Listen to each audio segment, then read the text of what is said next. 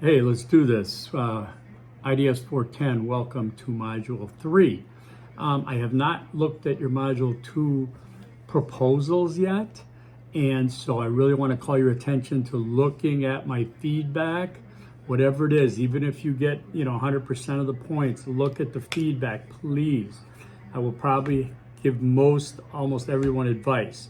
This video is going out to about 56 students in 2 sections. It's the same course, so I got to double up like this, of course, because you guys are doing the exact same thing.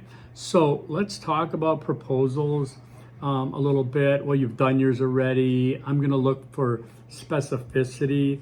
I've been able to talk to a couple students on the phone this week.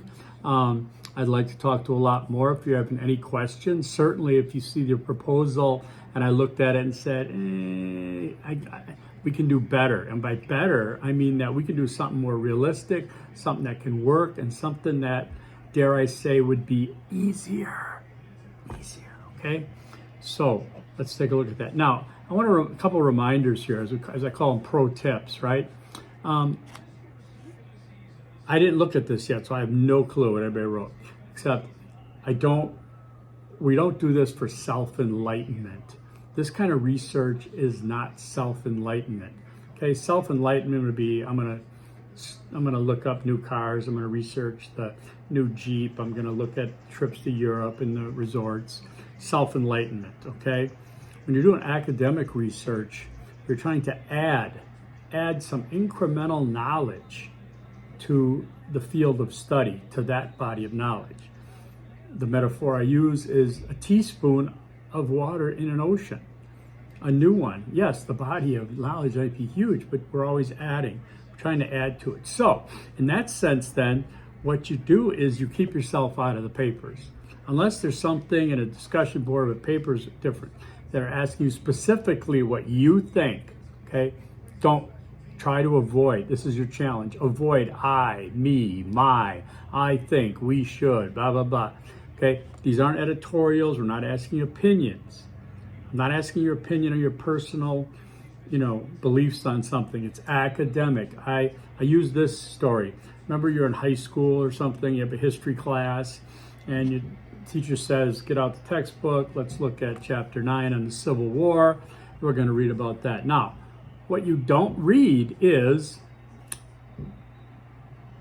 this chapter is about the Civil War. I've always wanted to write about the Civil War because the Civil War interests me. When I grew up, I was growing up near Civil War battlefields, so my parents used to take me to battlefields. Do you understand how you would never see that in a textbook in school in any level? Because the writers of the textbook, you don't even think about them. Do you ever look at who wrote this damn textbook? It's fabulous. You rarely do that, okay, unless you're really into the subject, right? So this is the trick to academic writing. You're not there. We can already assume that if your paper is about sustainability in your workplace, that you're interested in sustainability in your workplace. The assumption's already there. There's no need to articulate it, okay?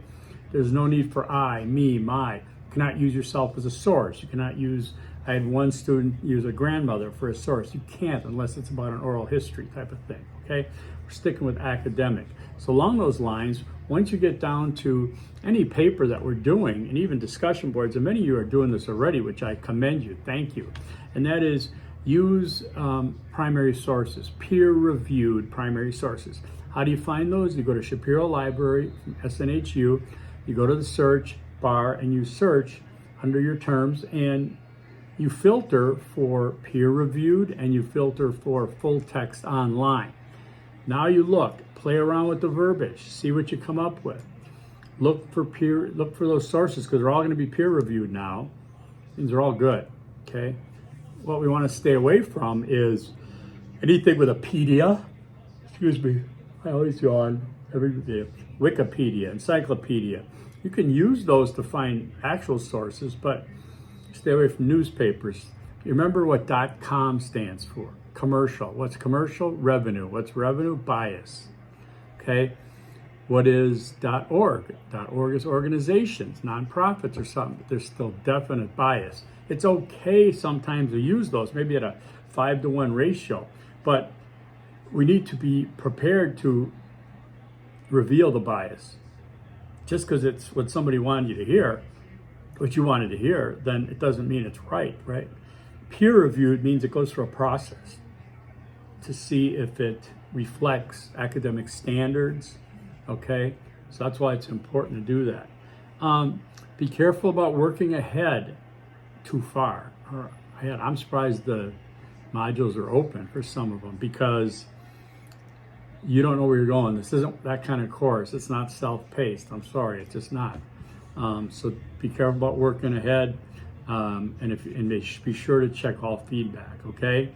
I'm not the kind of instructor that just gives you a passing grade if you submit something.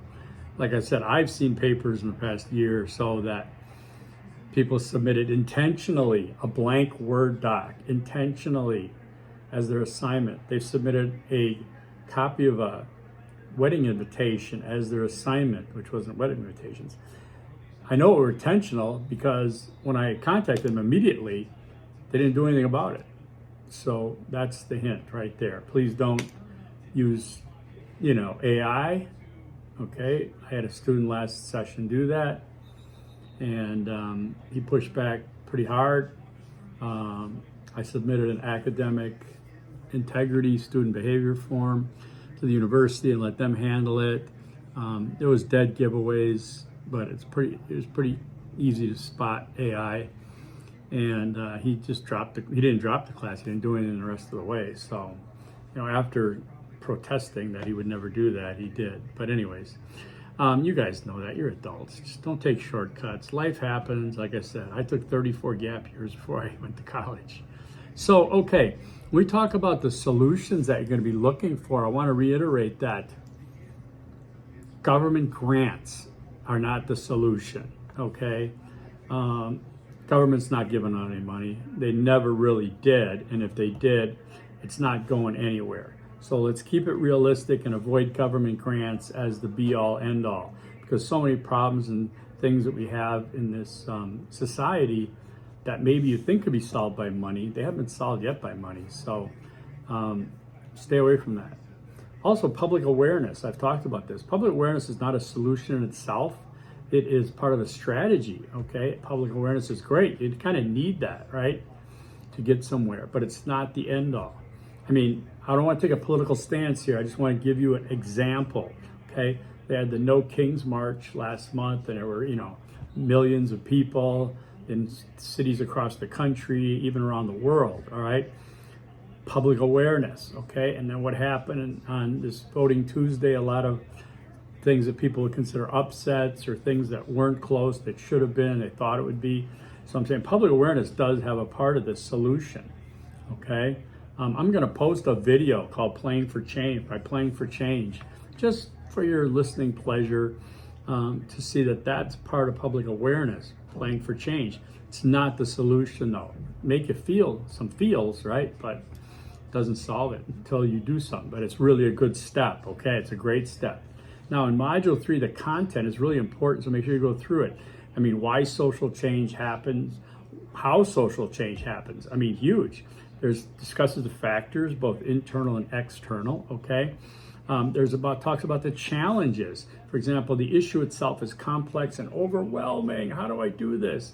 And the range of actions are overwhelming. Now, how do you do that? You find out as you're an interdisciplinarian who uses multiple disciplines that is not restricted by, like, this is a math class, we're doing math, that's it, okay? This is a biochemistry class, doing biochemistry, even though biochemistry is an interdisciplinary field. But you're wide open, so yes, it's hard to put the blinders on, it's hard to draw the borders where you're gonna stop. That's up to you. I can help you with that if you need to, but certainly read about these challenges, okay?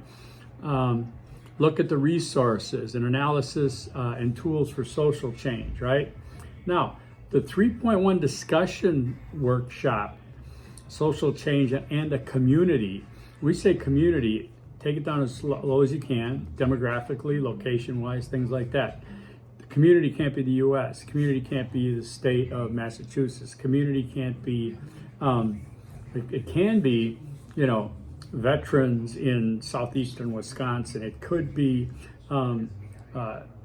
unhoused single mothers in urban areas. hopefully you have a specific one. Community, okay? We're going to talk about that. Now, the peer workshop, I'm going to divide you up in groups today. I'm going to put you in groups of 5 to 6. I lean towards 6 because I want to see participation, and sometimes I put you in 4.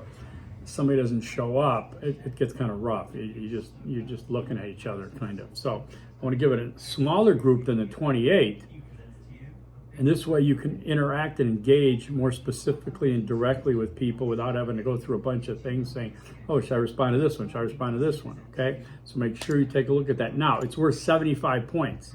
100 points is a grade level, so I don't expect some little tiny 4-sentence thing, all right? It should be comprehensive, 75 points on this discussion.